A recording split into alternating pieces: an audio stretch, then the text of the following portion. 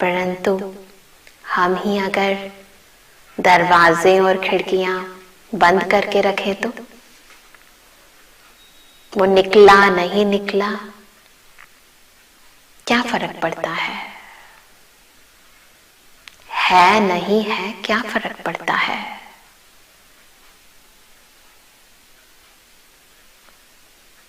जब तक हम अपने अंतर मन का दरवाजा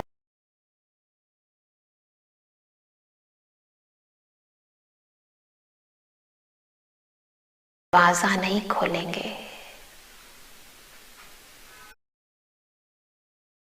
दिल को साफ नहीं रखेंगे, तब तक वो हमारे जीवन में नहीं आएगा। होकर भी हम उसकी प्राप्तियों से वंचित रहेंगे। वो हमें सदा याद करता है, परंतु क्योंकि हम उसको याद नहीं करते, करते भी हैं तो कभी कभी, और कई बार तो बैठते हैं उसको याद करने, आरती कर रहे होते हैं, पूजा कर रहे होते हैं, तो क्या होता है, याद करने बैठे हैं परमात्मा को, परंतु याद आ किसकी रही होती है, घर की, घर वालों की, कारोबार की आ रही होती है ना।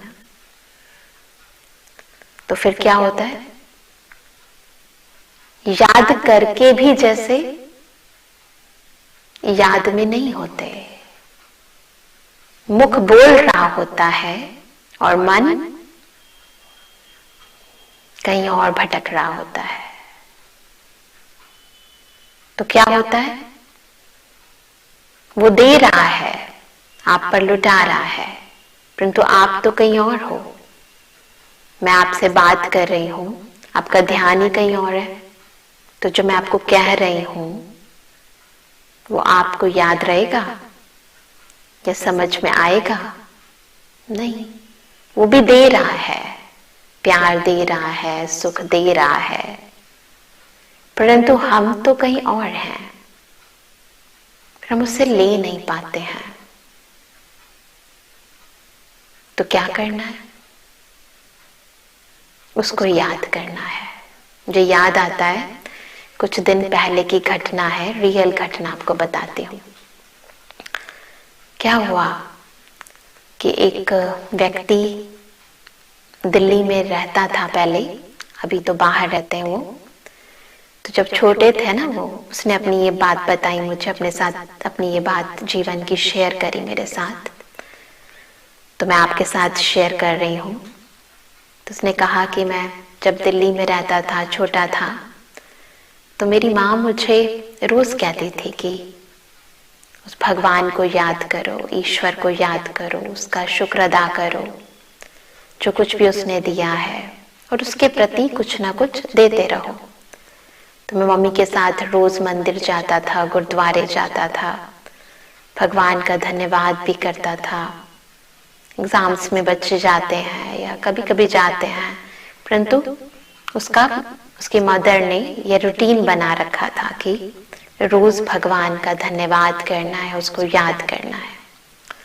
तो उसने कहा कि बचपन में तो मम्मी साथ में होती थी तो हम रोज करते थे, परंतु फिर जैसे जैसे बड़े होते गए और जब तक अपने मम्मी के साथ रहे तब तक कर रहे थे, परंतु फिर क्या हुआ कि बड़े हुए तो अच्छी जॉब लग गई, एक इंटरनेशनल कंपनी में उसकी जॉब लगी, फिर उसका ट्रांसफर हो गया अमेरिका में उसका ट्रांसफर हुआ, अच्छी तनख्वाह होती थी। वहां पर भी उसकी मदर का कॉल आता था, उसको बार बार याद दिलाती थी कि कुछ भी हो बच्चे, जो कुछ भी आप कमाते हो तो कुछ ना कुछ भगवान के अर्थ कर दिया करो और उसका धन्यवाद किया करो।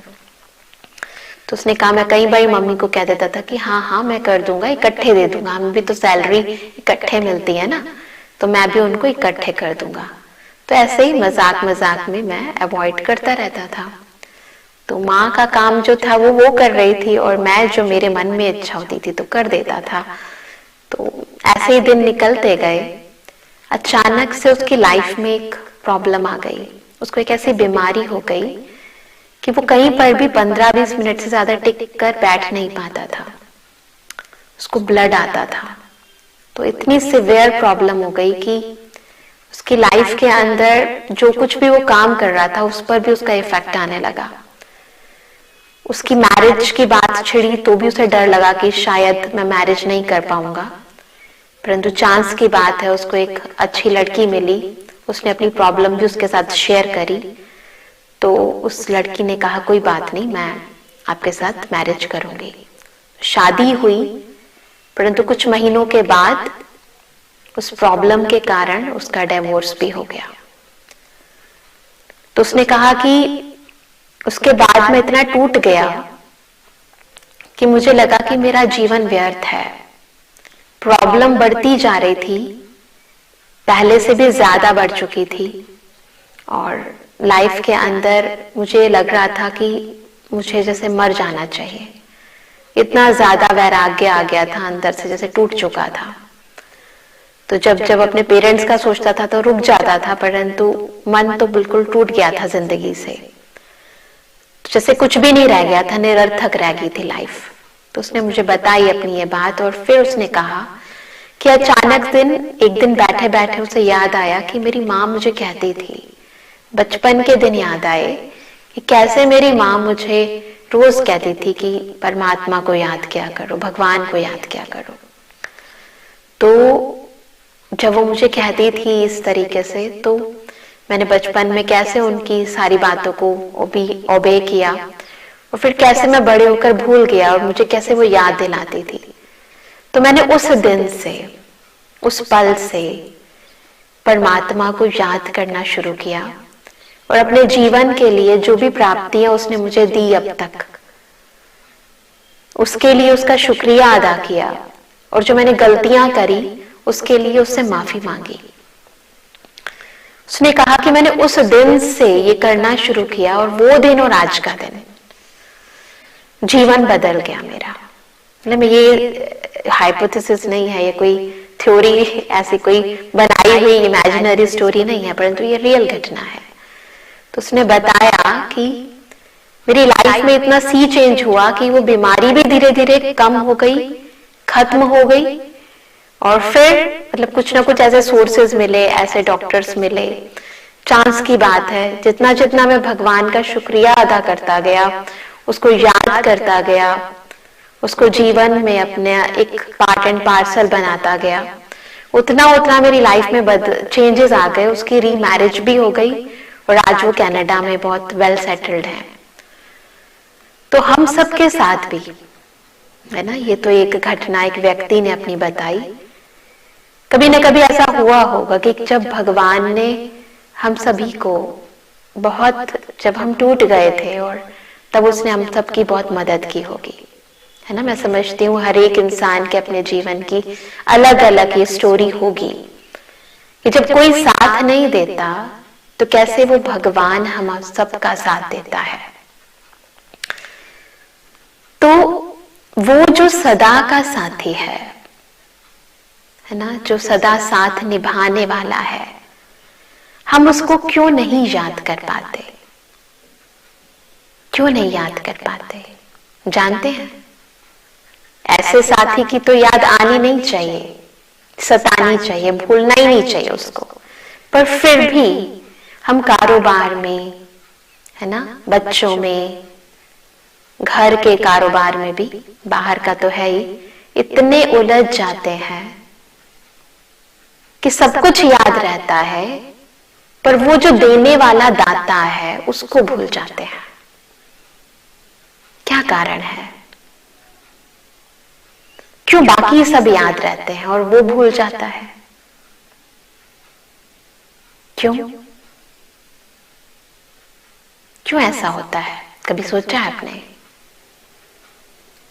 क्योंकि बाकी सबको हम जानते हैं, पहचानते हैं, उनके बारे में भी यथार्थ जानते हैं।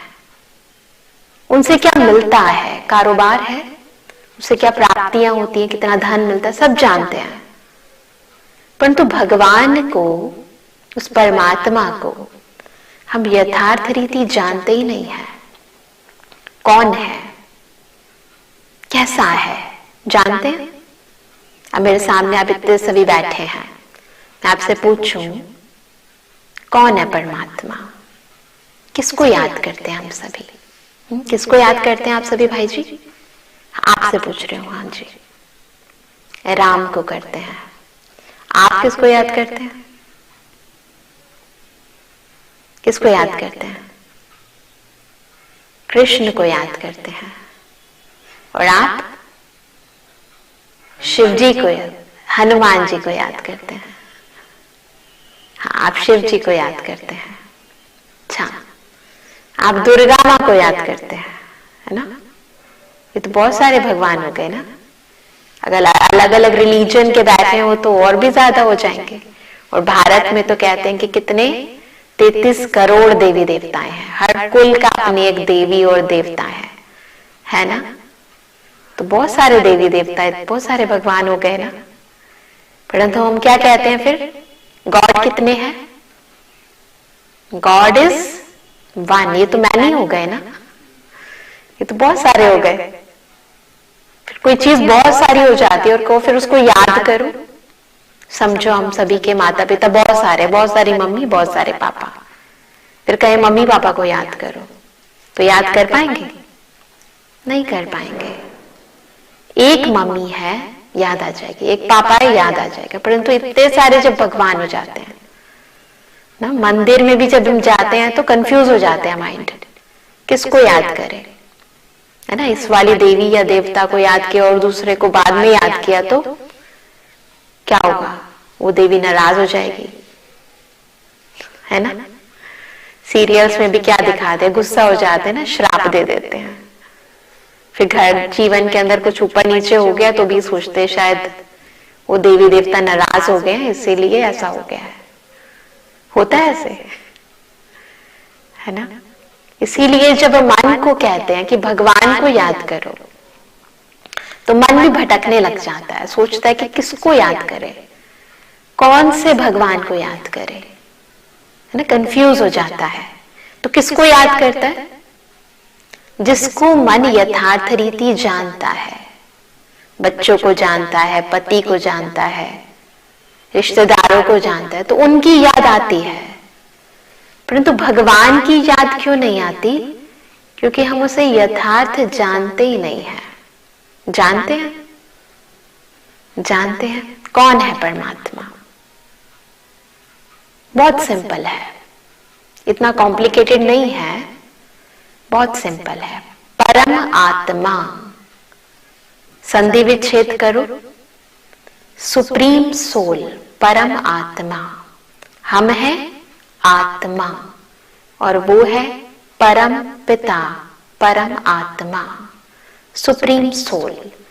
जैसे आत्मा अति सूक्ष्म शक्ति है, ज्योति है, वैसे परम पिता परमात्मा भी परम ज्योति है, शक्ति है, सर्वशक्तिमान है, शक्तियों का स्रोत है। तो वो भी अति सूक्ष्म ज्योति है। उस ज्योति को, क्योंकि परम पिता है, तो सब धर्म के लोग सर्वसम्मति से याद करते हैं। क्योंकि पिता है तो सब बच्चे याद करेंगे ना। ऐसा तो नहीं कि हिंदू करे, मुस्लिम ना करे, सिख करे, ईसाई ना करे, जैनी करे, बौद्धि ना करे। नहीं, वो क्या है? सबका मालिक एक, सब बच्चों का एक परम पिता परमात्मा। परंतु हम जिन देवी देवताओं को याद करते हैं उनके साथ क्या होता है ना? उनको एक धर्म के लोग तो मानेंगे, परंतु दूसरे धर्म के लोग उन्हें स्वीकार नहीं करेंगे। परंतु परम पिता परमात्मा वो है जो सर्व मनुष्य आत्माओं का एक पिता है। कैसे? अब हिंदू धर्म में देखते हैं तो ज्योतिर्लिंग सभी वाकिफ हैं। सभी मंदिरों में शिवलिंग, ज्योतिर्लिंग, उनकी सब पूजा करते हैं। भारत देश में ईस्ट, वेस्ट, नॉर्थ, साउथ, चारों दिशाओं में चले जाओ, 12 ज्योतिर्लिंगम तो प्रसिद्ध हैं ही। अमरनाथ, केदारनाथ, सभी जाते हैं। हर छोटे बड़े मंदिर में शिव की लिंग, वो प्रतिमा सब जगह है। ज्योतिर्लिंग, उन्हें सदा ज्योतिर्लिंग ही कहते हैं, न स्त्रीलिंग कहते हैं न पुरलिंग कहते हैं, न मेल बॉडी न फीमेल बॉडी, वो है सदा ज्योति, ज्योतिर्लिंग, ज्योतिर्लिंग। दिखाते हैं ना, कहानियों में भी दिखाते हैं कि श्री राम जी ने भी किसको याद किया जब समुद्र पार करना था, बताते ना रामायण की कहानियों में। तो रामेश्वरम में श्री राम जी को शिव की आराधना करते हुए दिखाते हैं।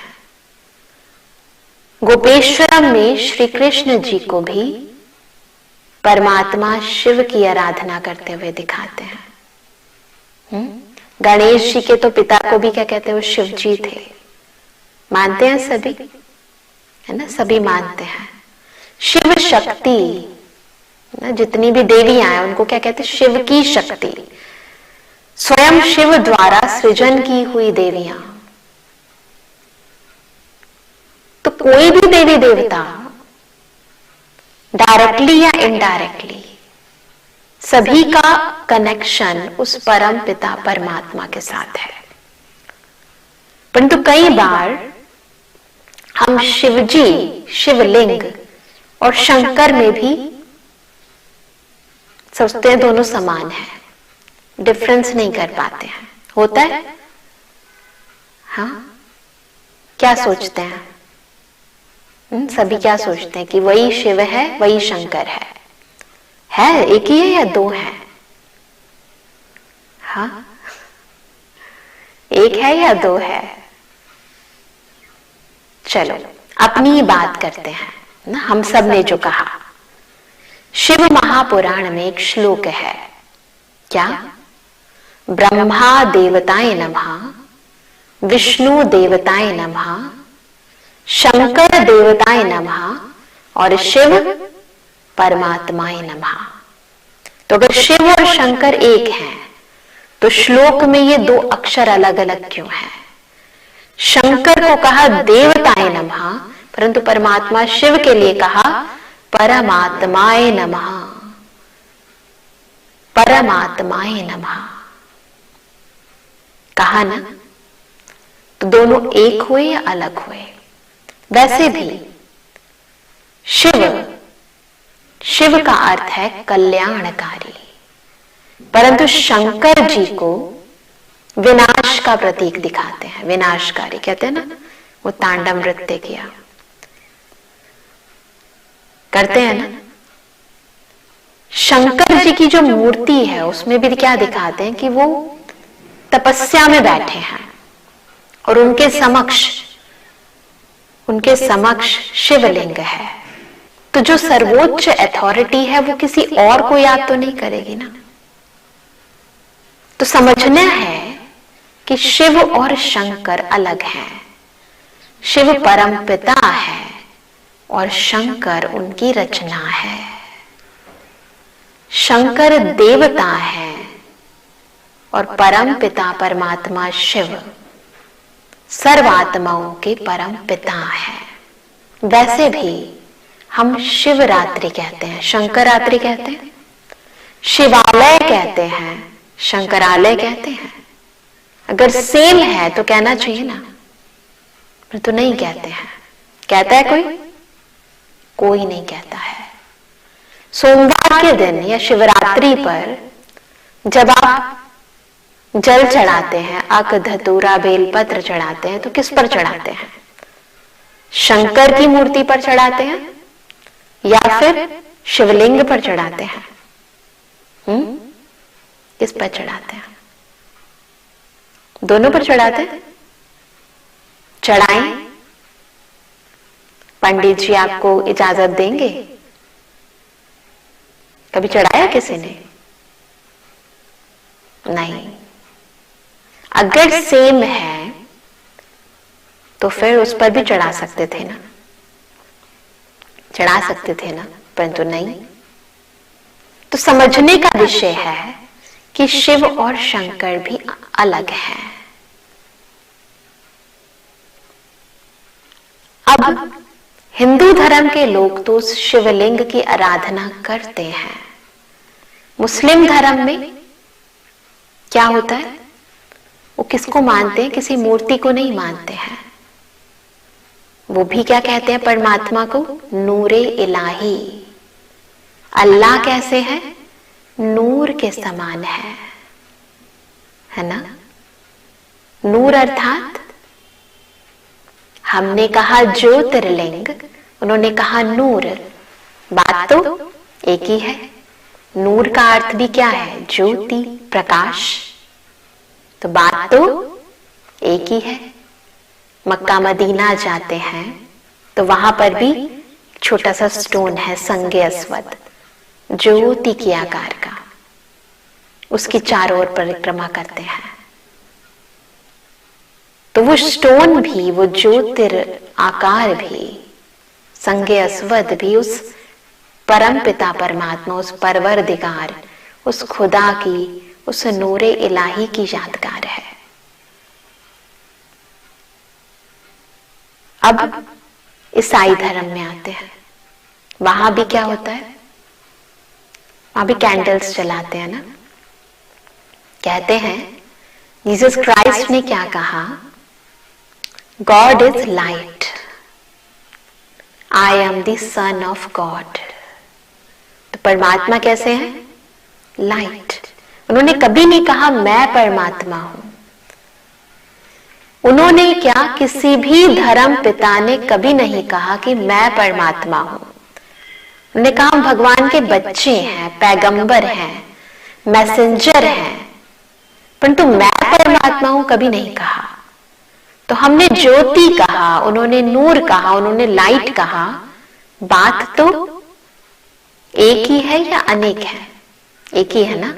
भाषा अलग है परंतु बात तो उस प्रकाश की हो रही है। सिखिज्म में भी गुरु नानक साहब ने ऊपर उंगली दिखाकर कहा, क्या कहा? एक ओंकार, एक है वो ओम, यानी आत्मा की आकार का, जो अकाल मूर्त है, अजन्मा है, अकर्ता है, अजोनी है, निर्वैर है, निर्भय है। तो ये महिमा किसी मनुष्य आत्मा की हो सकती है? किसी मनुष्य आत्मा की हो सकती है? नहीं हो सकती, क्योंकि इंसान तो जन्म और मृत्यु के चक्र में भी आता है, कर्म भी करता है, भोगना भी भोगता है, सब कुछ करता है, काल भी उसको खा जाता है।